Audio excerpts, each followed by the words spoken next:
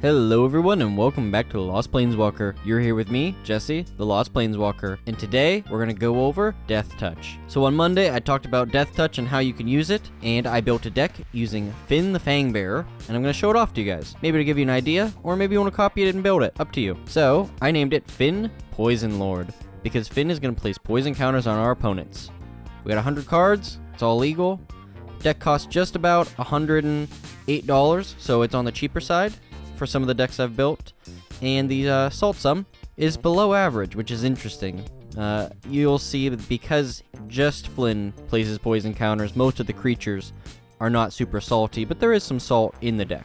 So yeah, let's start there. Let's look over him. So Flynn the Fangbearer, 1 and a green, legendary creature, human warrior. Deathtouch. When a creature you control with Deathtouch deals combat damage to a player, that player gets 2 poison counters. A player with 10 or more poison counters loses the game. He is also a 1/3. So the strategy for this deck is going to be built around small creature tokens that we give Deathtouch to, overwhelm our opponents, and just kill them with poison. And I've noticed that this deck can pop off really fast. If you have the right cards in your hand, before your opponent can even play their first creature, you can already be dealing 2, 4, 6 poison counters to them, and by that point it's just too late and you win. So this can be really oppressive if you're playing one-on-one. It works a whole lot less like that if you're playing with a pod of people, because they'll help remove creatures, keeping other players in the game because you're the threat at the beginning. But we're gonna try and be the threat during the whole game, right? So yeah, let's start by looking over some of the artifacts I included in this deck. So my main strategy for most of these artifacts is, I want them to be, one, I want to have some Deathtouch ones. I want some that I can use to be unblockable, and just some general value ones. So, of course we have Soul Ring in the deck. In some of the other decks I've included some other mana rocks, but you don't really need them. Green already ramps so well that mana rocks really are useless, and so they left them out. So starting, we have Cliff Haven Kitesail. 1 mana, equipped for 2. When it enters the battlefield, you equip it to a target creature. This can give any of your Deathtouch creatures flying. Right away, you can deal a bunch of damage, or maybe you have an opponent who's playing some big flying creatures. Well, give one of your little Deathtouch creatures flying, and they'll think twice about it swinging into you. The next one that's a little harder is Eater of Virtue. This is a new one from Kamigawa that whenever equipped creature dies, exile it, right? And whatever ability that creature had, Eater of Virtue exiles that creature and gives any creature then after equipped to it, gives it that ability. So for example, if a creature with flying died, you get flying. And the same is true for First Strike, Double Strike, Deathtouch, Haste, Hexproof, Indestructible, Lifelink, Menace, Protection, Reach, Trample, and Vigilance. So we got a lot of stuff going on there. We have a couple different keywords there and throughout our deck, but I think Trample and Deathtouch are going to be the most prevalent. I don't think we have any of the other ones, but yeah. Next we got Wayfarer's Bauble. This is a perfect first turn, play a land, play Wayfarer's Bauble. Next turn, play another land, tap it, ramp early. This one is also, this just gets a basic land. There's not too many other land types in this deck, so it's not really that big, but it's going to help you ramp early. Life Crafter's Bestiary. 3 mana, artifact. At the beginning of your upkeep, scry 1. Whenever you cast a spell, you may pay a green. If you do, draw a card. One of the things I find green runs into is it can ramp really quickly, so you can play a lot of spells fast, but there's not a lot of good ways to draw cards. So Life Crafter's Bestiary is really going to help you out with that. Next, Soul Ring, got to include it. And then Basilisk Collar. 1 mana, artifact equipment. Equipped creature has Deathtouch and Lifelink. This can give any other creatures in our deck that don't have Deathtouch, but also it's going to give some of those creatures that we want to have Lifelink. If maybe we're getting beat down and our health is getting low, it's going to give us Lifelink. We're going to be able to regain some of that life and hopefully not die. Next, we have Endless Atlas. 2 mana, artifact, 2, tap, draw a card. Activate only if you control 3 or more lands with the same name. This is a really cool card for colors that struggle with card draw, because we're going to have a lot of forests in our deck. We have 3 forests, they have the same name, we can draw a card. It's not the best value, but there's not a lot of card draw in green, so it's going to be really helpful when we need it. Bow of Nylea, 1 green. Legendary enchantment artifact. Attacking creatures you control have Deathtouch, and that other ability, it does a lot of stuff, and you could probably take advantage of it, but I'm not going to go through it right now. The most important one here is attacking creatures you control have Deathtouch. This is a repeated theme you're going to see throughout the deck that gives all the creatures we have Deathtouch to make it really consistent and make sure that we can get those poison counters using Flynn. Whisper Silk Cloak, 3 mana, artifact equipment. Equipped creature is unblockable. Equipped creature has Shroud, equipped 2. So what's going to happen here is you can swing in with any of our little Deathtouch creatures. It can't be stopped. We're going to deal those poison counters, and hopefully we're going to knock our opponents out like that. This is one of those cards that's going to make it really annoying for our opponents, so it's probably going to be removed, but it's really powerful. And finally, for the artifacts, we have Trailblazer's Boots. 2 mana, artifact equipment. Equipped creature has non-basic land walk, equipped 2. So what that basically means is land walk allows you to basically hit an opponent if they control a land of the chosen type. So for example, if we had mountain walk, if our opponents had mountains, they can't stop us. This is non-basic land walk, which if you're playing against any 2-color or even single color commander deck, it's going to be nearly impossible for our opponents to not play lands that are not basic, because it's really hard to get those colors. So they're going to be playing, even if it's just the, cheap tap lands, that can tap for more than one color. This is just going to let us walk right all over them. And this card is similar to Whisper Silk Cloak in that it's just going to make our creatures unblockable, and we're going to get to deal a lot of poison counters with it. Now let's look into some of those creatures that I picked out for this deck. Starting off, we have Underdark Basilisk, 1 and a green. Creature, Basilisk. Is Deathtouch. It's a 1/2. That's it. Most of the creatures in this deck are going to be pretty simple, so I'm going to go through them pretty quickly. Deathbloom Gardener, 2 and a green. Deathtouch, add 1 mana of any color. Yep. Sledge Scorpion, 1 green. Deathtouch, 1/1. This is almost as good as it can be. Maybe another defense there, but on turn 1, we're playing one of these, and it's just going to be so hard to stop us. Ambusher Viper, 1 and a green. Flash Deathtouch, 2/1. Deathhood Cobra, 1 and a green. For 1 and a green, Deathhood Cobra gains reach. 1 and a green, Deathhood Cobra gains Deathtouch until end of turn. Urban Daggertooth, 2 green. Creature Dinosaur Vigilance. Enrage. When Urban Daggertooth is dealt damage, proliferate. This is going to be really powerful, and we want to be careful to keep this creature alive, because once we get poison counters on our opponents, anytime this guy takes damage, we can proliferate and add an extra one to that. So hopefully we can get them close and use him to either win or just keep them growing. Tajiru Blightblade, 1 green, Deathtouch 1/1. Toxic Scorpion, 1 and a green. Creature Scorpion, Deathtouch. When Toxic Scorpion enters battlefield, another target creature you control gains Deathtouch until end of turn. Venom Connoisseur, 1 and a green. Alliance. When another creature enters a battlefield under your control, Venom Connoisseur gains Deathtouch until end of turn. If this is the second time this ability has resolved this turn, all creatures gain Deathtouch until end of turn. This is another one of those all creatures gain Deathtouch that's going to make our board state instantly a threat and put us in line for the win. Deadly Recluse, 1 and a green. Reach, Deathtouch. Fang of Shigeki, just a green. Deathtouch, 1/1. Kappa Tech Worker, 1 and a green. Creature Turtle Ninja. Ninjutsu for 1 and a green. Kappa Tech Worker enters battlefield with a Deathtouch counter on it. When Deathtouch Kappa deals combat damage to a player, you may remove a Deathtouch counter from it. When you do, exile target artifact or enchantment that player controls. This is really universal, and we can lose that Deathtouch, but we can gain some value off it, so I think it's well worth the trade. Moss Viper, 1 green. Deathtouch, 1/1. Thorn Wielder Archer, 1 and a green. Reach, Deathtouch. Nightshade Peddler, 1 and a green. Soulbound. As long as Nightbound Peddler is paired with another creature, both creatures have Deathtouch. So what Soulbound is whenever another creature enters the battlefield, you can Soulbind it, and when you do, they'll both gain Deathtouch. Skullwinder, 2 and a green. Deathtouch. When Skullwinder enters the battlefield, return target card from your graveyard to your hand. Then choose an opponent. That player returns a card from their graveyard to their hand. If you want to get buddy-buddy with someone, this might be a good card to do it with. Enorous Gloomstalker, 2 and a green. Deathtouch. When Enorous Gloomstalker attacks, return target land card from your graveyard to the battlefield. Okame Advisor, 3 and a green. This spell costs 2 less to cast if an opponent controlled a green permanent. Deathtouch. When Okame Advisor deals combat damage to a player, draw a card. This is one of those Deathtouch cards that's going to let us draw more cards and hopefully overwhelm our opponents. Hornet Queen, 4 green. Flying Deathtouch. When Hornet Queen enters battlefield, create 4 1/1 green insect creature tokens with flying and Deathtouch. Luckily, this card already makes creature tokens that have Deathtouch, and it's going to make us much more of a threat, especially if nobody has flying. With that and Hornet Queen, you can kill an opponent with one swing. Narnom Renegade, single green. Deathtouch. Revolt. When Narnom Renegade enters battlefield with a +1/+1 counter on it, if a permanent you controlled left the battlefield this turn. Wasteland Viper, single green. Deathtouch. Blood Rush. Discard Wasteland Viper. Target attacking creature gets +1/+2 and gains Deathtouch until end of turn. This would be a great ability if you're already swinging in and your opponent decides not to block, to Blood Rush it, give it that bonus, and give them some poison counters. Giant Ataphage, 5 green.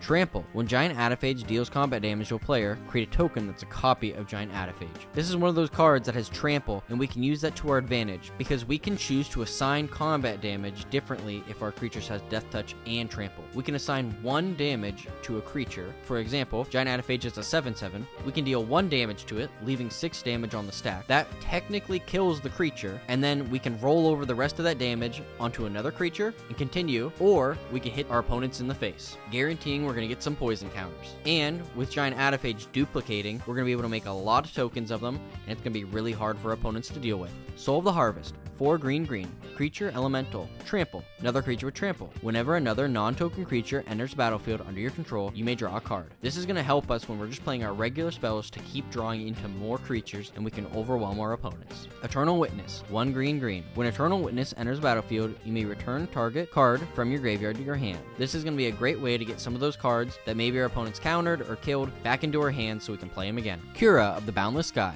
3 green, flying, Deathtouch. When Cura of the Boundless Sky dies, choose one. Search your library for up to 3 land cards, reveal them, put them into your hand, then shuffle. Create an XX green spirit creature token where X is the number of lands you control. This is either going to get us some ramp, make us some lands, and it gives us a creature with flying and Deathtouch, which there's not a lot of in green. Avenger of Zendikar, 5 green, creature elemental. When Avenger of Zendikar enters a battlefield, create a 0/1 plant creature token for each land you control. Landfall. Whenever a land enters a battlefield under your control, you may put a +1/+1 counter on each plant creature you control. This is a great way for us to get a lot of creature tokens to be able to swing out with our opponent with. And every time we play a land, we're going to be able to buff those creatures again and again. Beast Whisperer, 2 green. Whenever you cast a creature spell, draw a card. This is going to be another way to just get more cards in our hand. Sarith, the Viper's Fang, 2 green. Other tapped creatures you control have Deathtouch. Other untapped creatures you control have Hexproof. 1 tap, untap a target creature or land you control. This is a really great card because we're going to be able to give all attacking creatures Deathtouch regardless if they have it or not. And we're going to be able to protect our board state when they're untapped because it's going to give them Hexproof.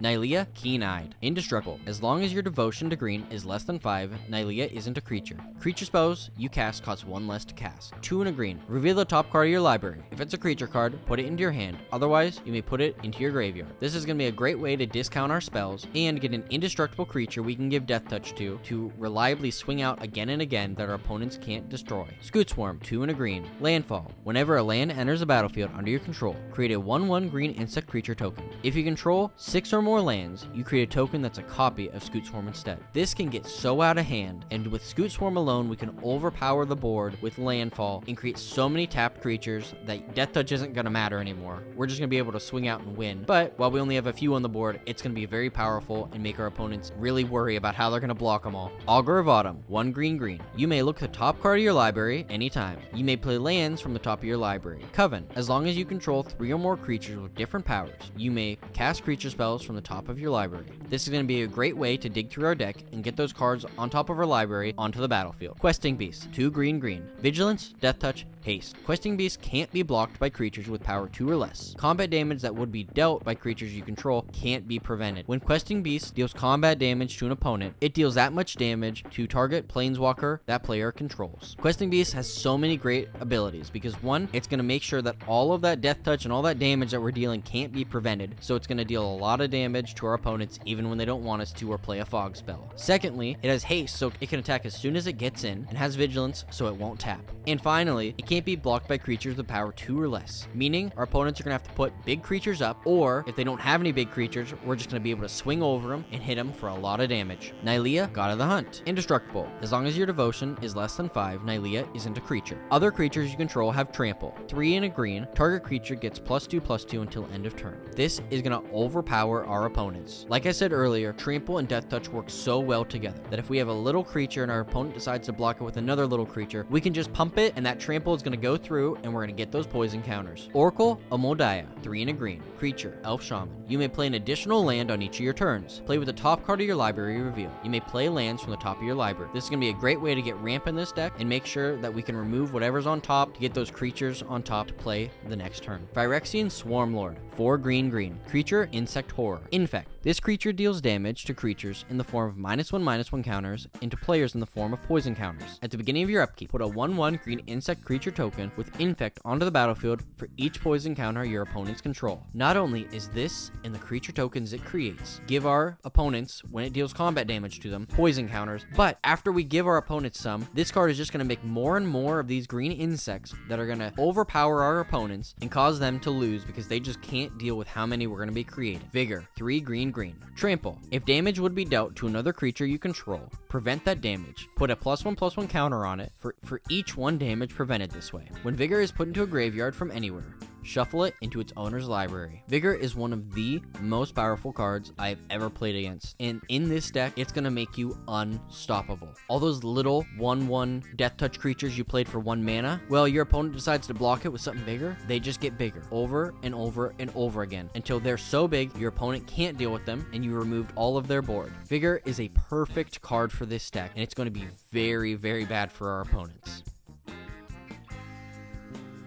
And with that out of the way, we're going to look at some enchantments now. We have about 36 creatures in the deck because our deck is going to be very creature heavy. So the rest of the deck is going to be pretty light. So we start with Evolutionary Elite, 1 and a green. Enchantment, green. Sacrifice a creature. Reveal cards from the top of your library until you reveal a creature card. Put that card into your hand and the rest on the bottom of your library in a random order. We can use those tokens we're going to create to help dig through our library over and over again to find more creatures to play on all of our turns. Evolutionary Elite is such a cool card and it works really well in this deck. Ranger class, 1 and a green. When Ranger class enters a battlefield, create a 2/2 green wolf creature token. 1 and a green, level 2. Whenever you attack, put a +1/+1 counter on target attacking creature. 3 and a green, level 3. You may look at the top card of your library anytime. You may cast creature spells from the top of your library. Ranger class is going to buff up our creatures, and another spell that's going to be able to let us play creatures off the top of our library. Song of Freyalise, 1 and a green. Until your next turn, creature you control gain, tap, add 1 mana of any color. Put a +1/+1 counter on each creature you control. These creatures gain Vigilance, Trample, and Indestructible until end of turn. Song of Freyalise is a card you can play early to help you ramp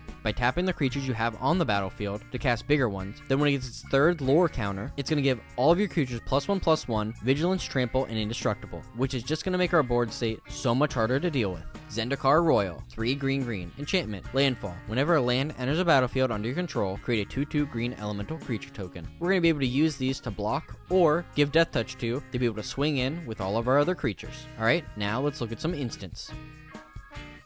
Starting with, you happen on a Glade for 2 green, instant, choose one. Journey on. Search your library for up to 2 basic lane cards. Reveal them, put them into your hand, then shuffle. Make camp. Return target permanent from your graveyard to your hand. This is one of my favorite green cards from the D&D set because you can get some lands to help you ramp, or you can return a target permanent from your graveyard to your hand and play it again. Gilt Leaf Ambusher, 2 and a green. Tribal instant elf. Put 2 1/1 green elf warrior creature tokens into play. Clash with an opponent. If you win, those creatures gain Deathtouch until end of turn. Each clashing player reveals a top card of his or her library. Then put that card on top or bottom. A player wins if his or her card had a higher converted mana cost. Whenever a creature with Deathtouch deals damage to a creature, destroy that creature. This is a really cool tribal instant that we can play at instant speed to hopefully give all of our creatures Deathtouch. Roiling Regrowth, 2 and a green. Instant. Sacrifice a land. Search your library for up to 2 basic land cards. Put them onto the battlefield tap, then shuffle your library. A little bit of ramp never hurt. Let's also look at Harrow, 2 and a green. Instant. As an additional cost, cast a spell, sacrifice a land. Search your library for up to 2 basic land cards. Put them onto the battlefield, then shuffle. Most importantly, they don't enter the battlefield tap. You can combo that off to play more spells. Krosan Grip, 2 and a green, instant. Split second. As long as this spell is on the stack, players can't cast spells or activate abilities that aren't mana ability. Destroy target artifact or enchantment. This is a really cool artifact and enchantment removal spell because you can play it when your opponents are going back and forth to just stop it and end the stack right there.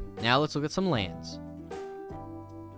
Like I said earlier, the land base for this deck is really simple. We got 33 forests, and then we have Oron Reef, the Vastwood. Land. Oron Reef, the Vastwood, enters the battlefield tapped. Tap it to add a green. Tap it to put a +1/+1 counter on each green creature that entered the battlefield this turn. We're going to be able to use this to buff up all those creature tokens we're creating. Karn's Bastion. Tap it to add a colorless, or 4, tap, and proliferate. This is another way we're going to be able to increase the amount of poison counters on our opponents. Swarmyard. Swarmyard. Add a colorless. Tap it to regenerate an insect, rat, spider, or squirrel. We have a couple insects and spiders in this deck, so we're going to be able to use it to regenerate them. Now, let's look at a planeswalker I chose to put in this deck.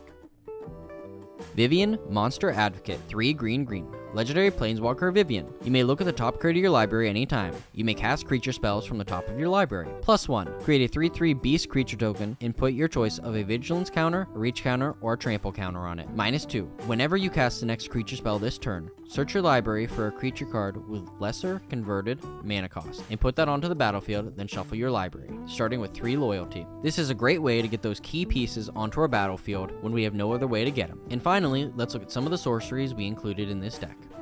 Track down, 1 and a green, sorcery, scry 3, then reveal the top card of your library. If it's a creature card or land card, draw a card. Reclaim the wastes. Green, kicker 3. Search your library for a basic land card, put it into your hand, then shuffle your library. If this spell was kicked, search your library for 2 basic land cards instead of 1. Scale the heights, 2 and a green. Put a +1/+1 counter on up to 1 target creature, you gain 2 life, and you may play an additional land this turn. Draw a card. Rampant growth, 1 and a green. Search your library for a basic land card, put that onto the battlefield, tap, then shuffle. Cultivate, search your library for up to 2 basic land cards. Reveal those cards, put them onto the battlefield tapped, and the other into your hand, then shuffle. Balaged Recovery, return target card from your graveyard to your hand, or the other side can tap for a green mana. Green Sun Zenith, X and a green. Search your library for a green creature with mana value X or less. Put it onto the battlefield, then shuffle. Shuffle Green Sun Zenith into its owner's library. This is one of the only tutors we have in our deck to get those key creatures out. Maybe you want to go get Scoot Swarm so you can start making a board full of tokens and swing it and kill your opponents. This is a great way to do it.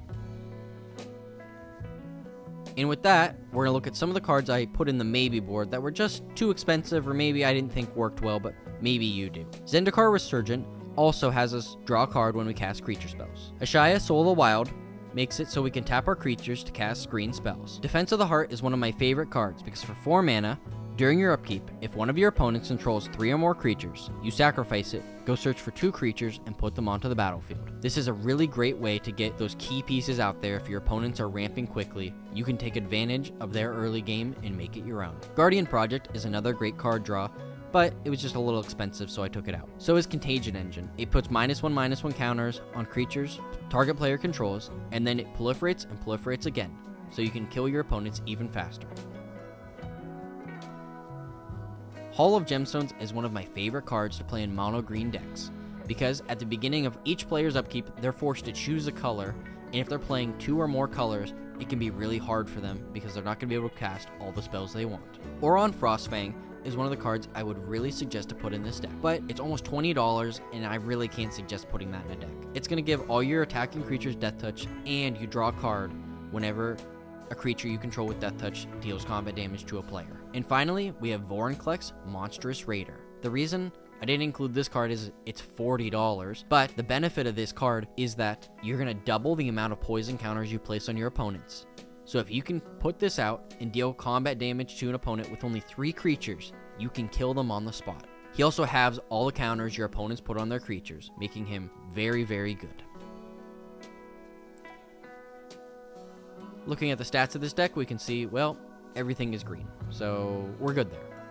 And the average mana curve is right at 2.88, which is right where I like it. I like it on the low end.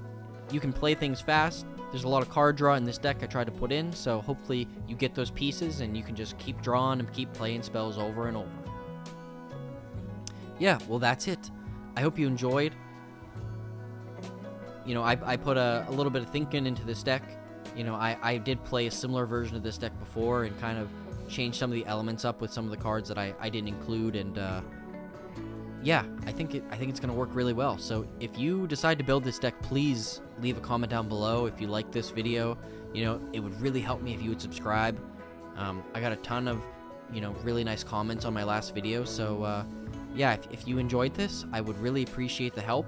And yeah, that's it. So as always, I'll see you later, Planeswalkers.